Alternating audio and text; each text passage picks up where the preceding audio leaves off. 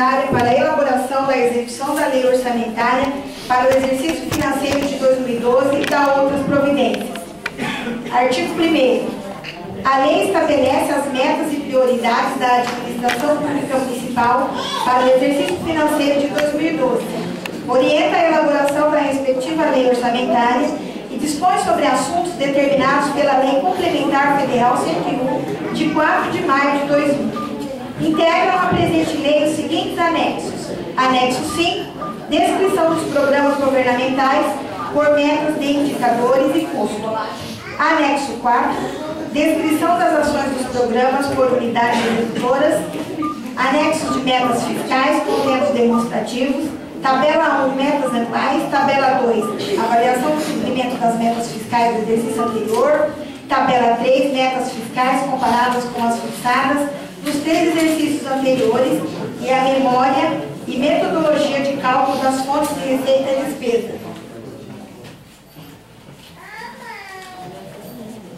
Tabela 4, evolução do patrimônio líquido. Tabela 5, origem e aplicação dos recursos obtidos com alienação dos ativos. Tabela 6, receita e despesa previdenciária. Tabela 7, projeção atuarial. Tabela 8, estimativa de compensação e renúncia de receita.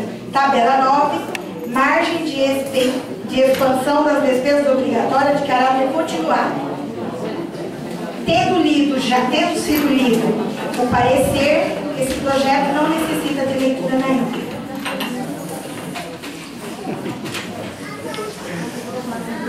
Está aberta a inscrição de vereadores para a discussão do projeto de número 34 do Executivo.